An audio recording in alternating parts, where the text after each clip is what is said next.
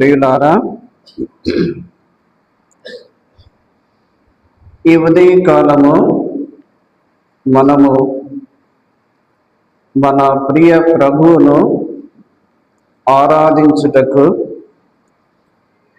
ఆయనకు కృతజ్ఞతాస్తుతులు చెల్లించుటకు చేరి వచ్చి ఉండగా, ఆరాధనకు సహాయకరముగా దేవుని గ్రంథములో నుండి క్రొత్త నిబంధనలో అపోస్తలుడైన పౌలు హెబ్రీయులకు వ్రాసిన పత్రిక అపోస్తలుడైన పౌలు హెబ్రీయులకు వ్రాసిన పత్రిక 10వ అధ్యాయము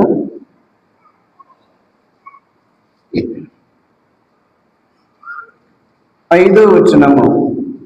కాబట్టి ఆయన ఈ లోకమందు ప్రవేశించినప్పుడు ఇలాగూ చెప్పుచున్నాడు, బలియు అర్పణయు నీవు కోరలేదు కానీ నాకొక శరీరమును అమర్చితివి. 10వ వచనము. యేసు క్రీస్తు యొక్క శరీరము ఒక్కసారియే అర్పింపబడుట చేత ఆ చిత్తమును బట్టి మనము పరిశుద్ధపరచబడి ఉన్నాము. 19, 20 వచనాలు.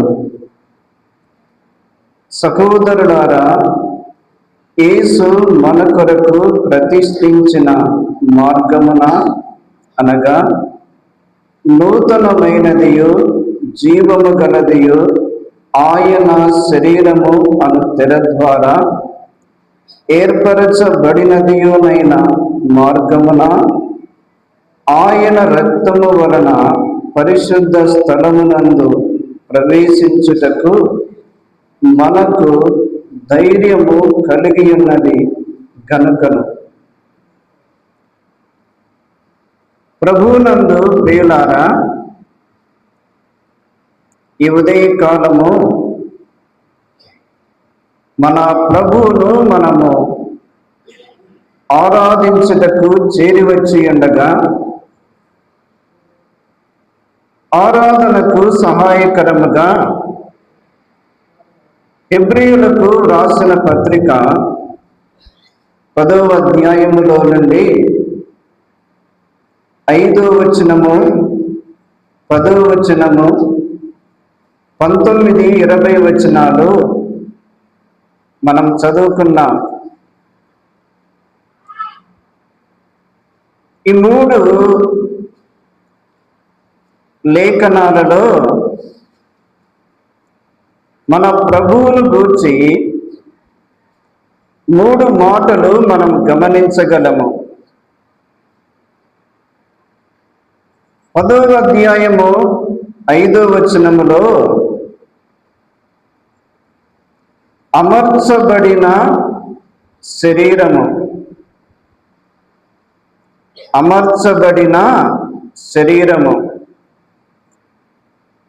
10వ అధ్యాయము 10వ వచనములో అర్పించబడిన శరీరము. 10వ అధ్యాయము 10వ వచనములో అర్పించబడిన శరీరము.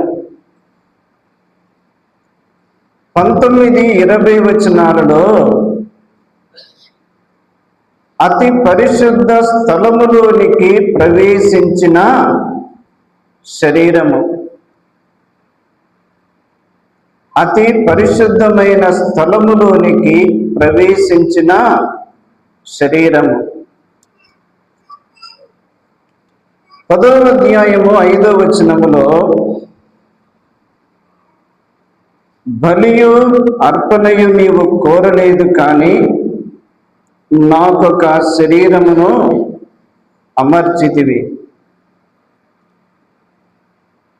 యేసు క్రీస్తు ప్రభు సర్వాధికారి అయిన దేవుడు పరలోకములో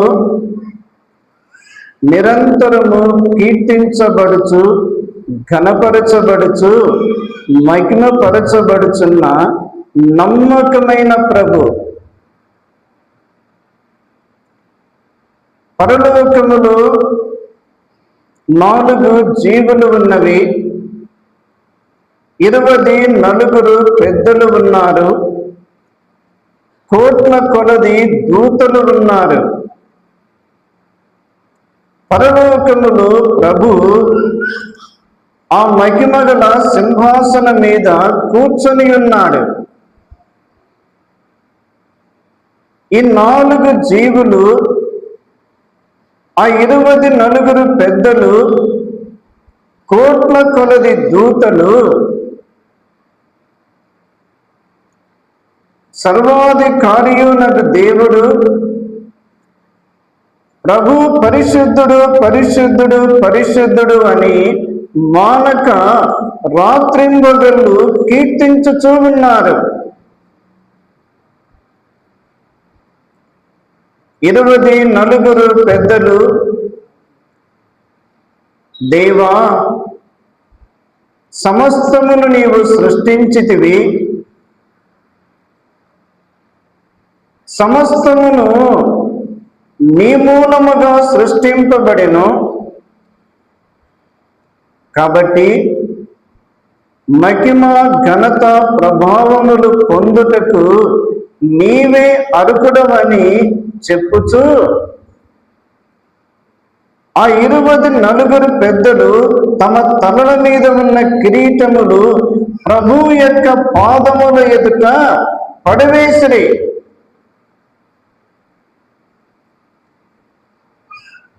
ప్రభు ఎంత ఘనమైన వాడు, ప్రభు ఎంత శ్రేష్టమైన వాడు, ప్రభు ఎంత మనోహరమైన వాడు. ఆయన ఉన్న స్థలము పరిశుద్ధమైన స్థలము, ఆయన ఉన్న స్థలము మహిమ కలిగిన స్థలము, ఆయన ఉన్న స్థలము ఏ మనుష్యుడును సమీపింపరాని తేజస్సు కలిగిన స్థలము.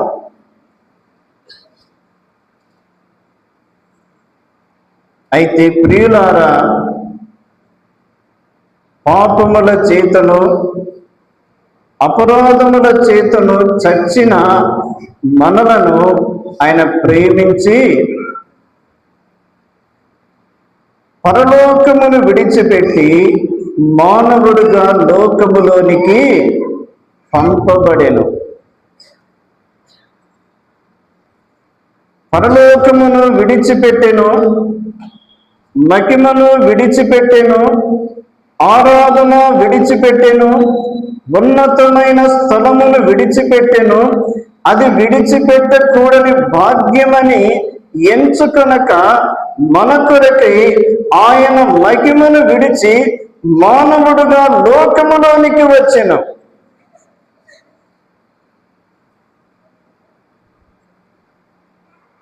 మొదటి యోహాను పత్రిక 4:2 యేసు క్రీస్తు శరీరధారి అయి వచ్చెను. తిమోతి మొదటి పత్రిక 3:16 ఆయన సశరీరుడుగా ప్రత్యక్షుడాయను.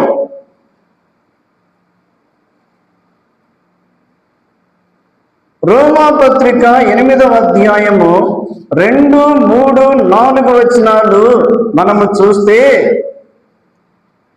దేవుడు తన సొంత కుమారుని పంపి, ఎలా పంపాడు? పాప శరీర ఆకారముతో పంపి. ఎందుకు పంపాడు? మన పాపముల పరిహారము నిమిత్తము యేసు క్రీస్తు ప్రభు పాప శరీర ఆకారముతో లోకములోనికి పంపబడెను.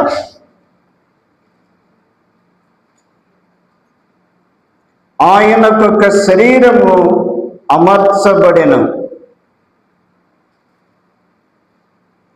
ఆ శరీరము పాప శరీర ఆకారము.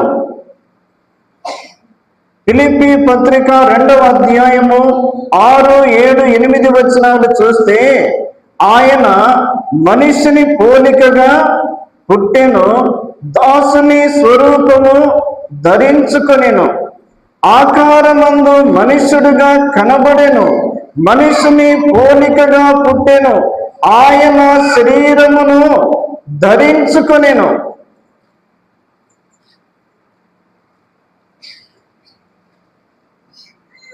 అయితే ప్రియులారా, అంతరంగములో ధర్మశాస్త్రము ఉన్నది.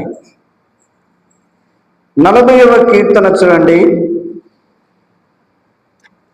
40వ కీర్తన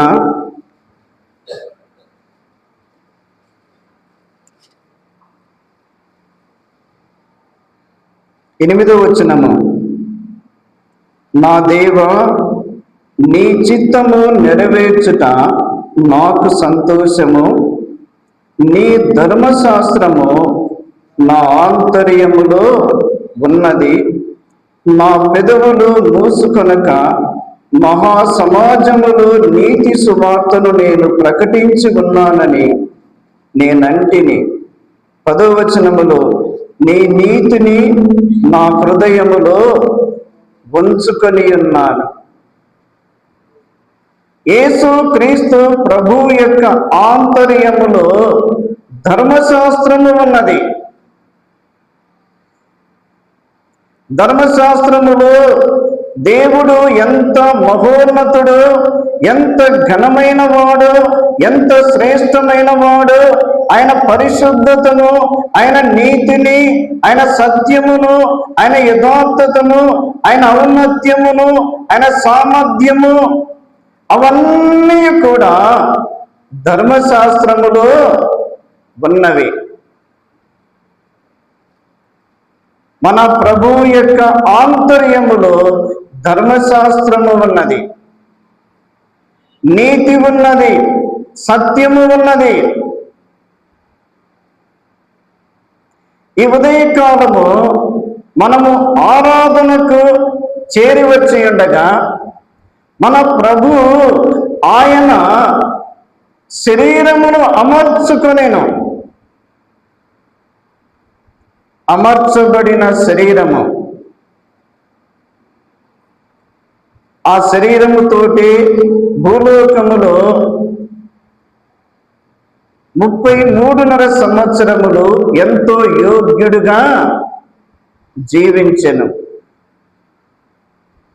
పరిశుద్ధతను కాపాడుకొనెను, సాక్ష్యమును కాపాడుకొనెను, ప్రేమను బయలుపరచెను, కనికరమును చూపెను, దయను చూపెను, అనేకులకు స్వస్థతను ఇచ్చెను, అనేకులకు మేలు చేసెను, అనేకులను బ్రతికించెను.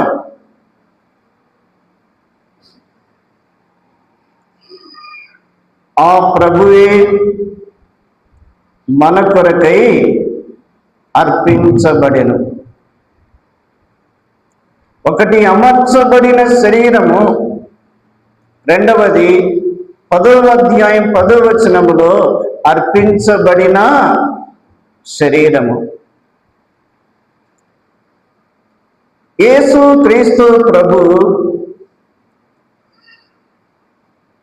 ఆ గెత్సెమనే తోటలో పట్టబడిన యేసు క్రీస్తు ప్రభు అన్యాయపు తీర్పును పొందెను. ఏ దోషము లేనివాడు, ఏ లోపము లేనివాడు, ఏ నేరము చేయనివాడు, ఏ పాపము చేయనివాడు ఆయన దోషిగా నిలువబడెను. అన్యాయపు తీర్పును పొందెను.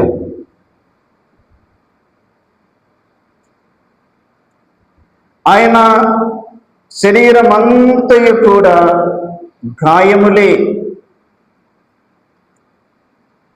తల మీద ముళ్ళ కిరీటము, భారమైన సిలువను మోసుకొని యెరూషలేము వీధులలో వెళుతూ ఉన్నాడు. అప్పటికే దూషించారు, హేళన చేశారు, అవమానపరిచారు, పిడిగుద్దులు గుద్దారు, వాడ వీడాని దూషించారు, ఆయన ముఖం మీద ఉమ్మి వేశారు. ఆయన భారమైన సిలువను మోసుకొని వెళుతూ ఉండగా ఒకటి తక్కువ 40 కొరడా దెబ్బలు భరించెను. ఆ కొరడా దెబ్బలకు యేసు క్రీస్తు శరీరము దున్నబడెను. ఆయన శరీరము దున్నబడెను, ఆయన శరీరము గాయపరచబడెను, ఆయన శరీరము మెత్తన చేయబడెను.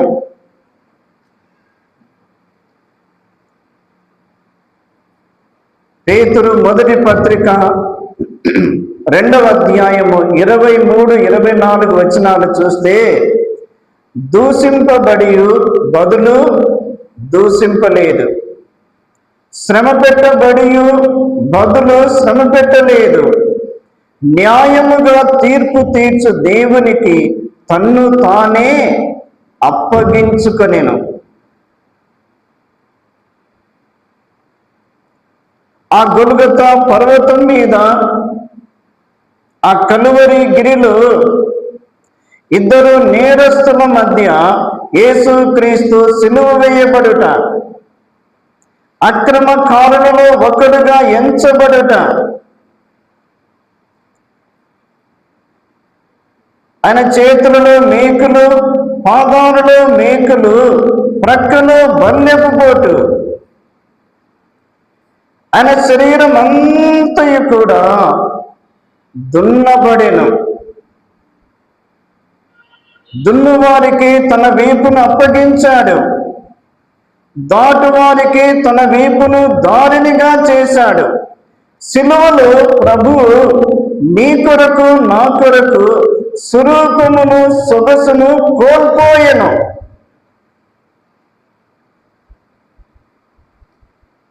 ఎందుకనగా గలతీ 1:4 ప్రకారము మనము ప్రస్తుత కాలపు దుష్ట యుగము నుండి విమోచింపబడవలనని ఆయన తన్ను తానే అప్పగించుకొనెను. మనలను విడిపించుట కొరకై తన్ను తాను అర్పించుకొనెను. ఎఫెసీ పత్రిక 5వ అధ్యాయం 2వ వచనములో మనలను పరిమళ వాసనగా మార్చుట కొరకై యేసుక్రీస్తు తన్ను తాను అప్పగించుకొనెను. హెబ్రీ పత్రిక 10వ అధ్యాయం 10వ వచనం ప్రకారము మనము పరిశుద్ధులుగా చేయబడుట కొరకై యేసుక్రీస్తు తన్ను తానే అర్పించుకొనెను. ఎంత ప్రేమ ప్రియులారా, ఎంత ప్రేమ! ఆయన శరీరము అమర్చబడిన శరీరము. రెండవది అర్పించబడిన శరీరము. మూడవది చూడండి, హెబ్రీయులకు రాసిన పత్రిక 10వ అధ్యాయము 19-20 వచనాలలో